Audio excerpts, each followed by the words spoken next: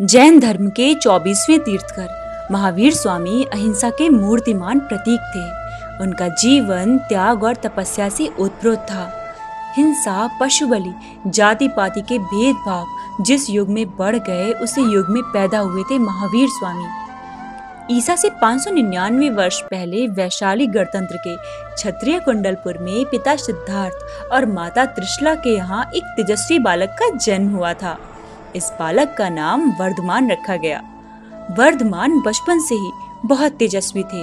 8 साल की उम्र में जब वर्धमान को गुरुकुल भेजा गया तब शिक्षक ने उन्हें कुछ शब्द याद करने को दिए। वर्धमान चुपचाप सुनते रहे। कुछ देर वर्धमान को खाली बैठे देखकर शिक्षक ने उन्हें बुलाया और कहा कि वे अपना समय बर्बाद करने के बजाय शब्द याद कर लें। उत्तर में वर्धमान ने सभी शब्द पढ़ दिए। शिक्षक बहुत हैरान हुए।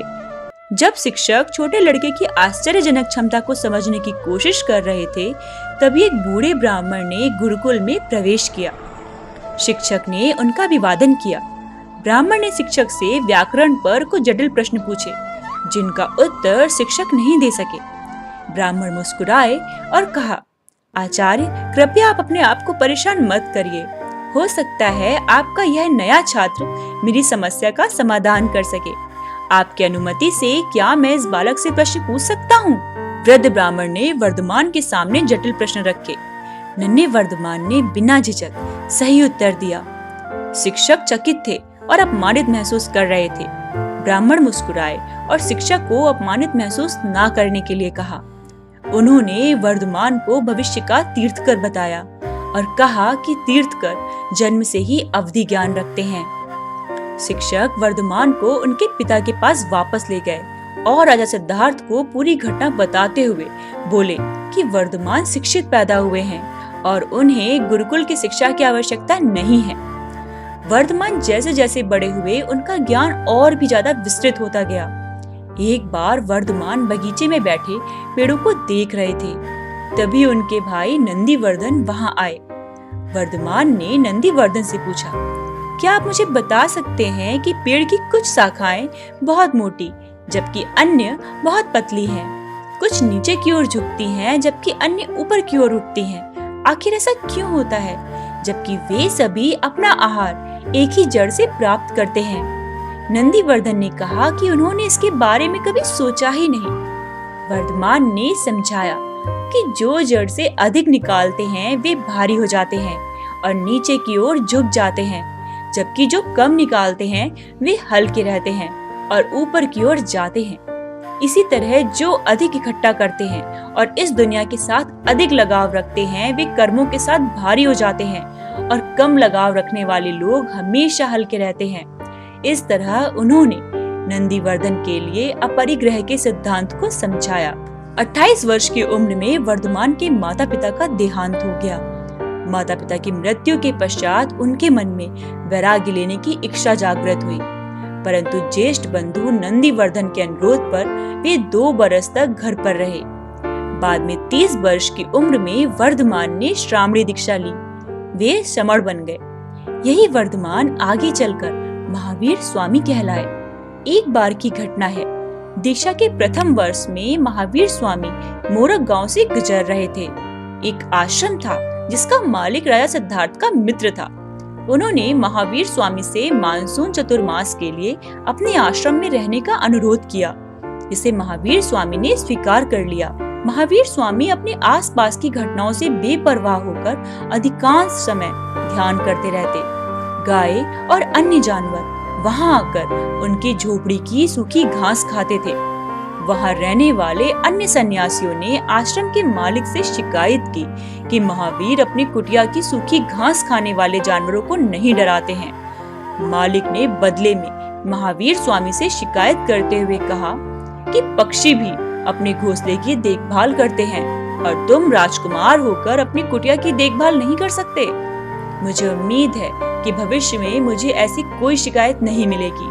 इस घटना के बाद महावीर स्वामी ने आश्रम छोड़ दिया और किसी भी स्थान पर न रहने सहित 5 प्रतिज्ञा ली।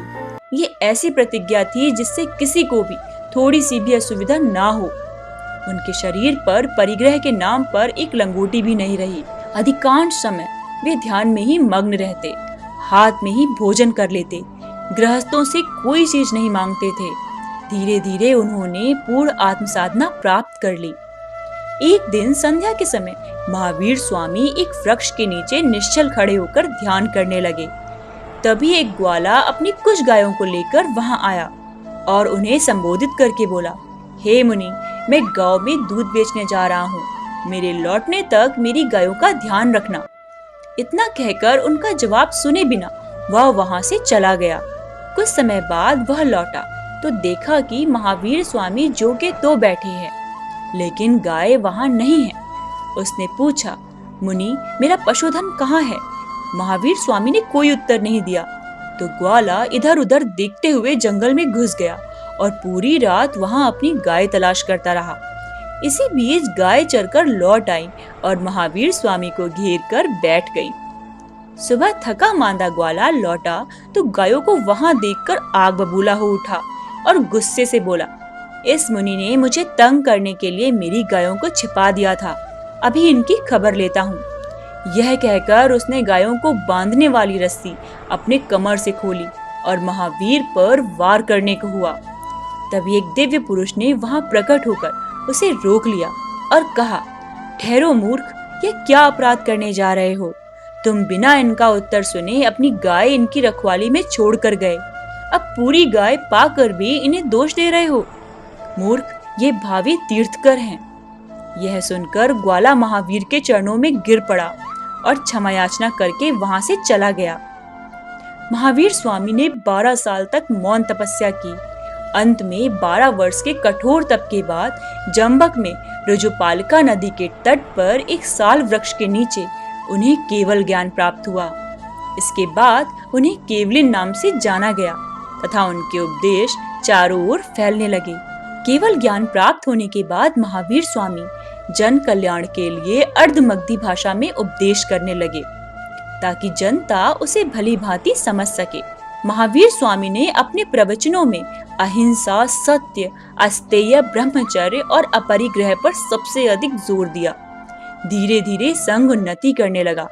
देश के भिन्न भिन्न भागों में घूमकर महावीर स्वामी ने अपना पवित्र संदेश फैलाया। उनकी शिक्षाओं से तत्कालीन राजवंश खासे प्रभावित हुए और ढेरों राजाओं ने जैन धर्म को अपना राजधर्म बनाया। बिंबसार और चंद्रगुप्त मौर्य का नाम इन राजवंशों में प्रमुखता से लिया जाता है, जो जैन धर्म के अनुयायी बने। भगवान महावीर ने 72 वर्ष की अवस्था में पावापुरी में कार्तिक कृष्ण अमावस्या को निर्वाण प्राप्त किया। इनके निर्वाण दिवस पर घर घर दीपक जलाकर दीपावली मनाई जाती है। धन्य है ऐसे महापुरुष जिन्होंने अपनी कठोर तपस्या और ज्ञान से हमारी संस्कृति को जीवंत रखा। उनके दिखाए हुए रास्ते आज भी हमारा मार्गदर्शन करते हैं। मुझे धैर्य से सुनने के लिए धन्यवाद। आपको ये वीडियो कैसा लगा प्लीज़ कमेंट बॉक्स में ज़रूर बताएं और अगर मेरा वीडियो अच्छा लगा हो तो प्लीज़ मेरे चैनल को सब्सक्राइब करना ना भूलें। Thank you.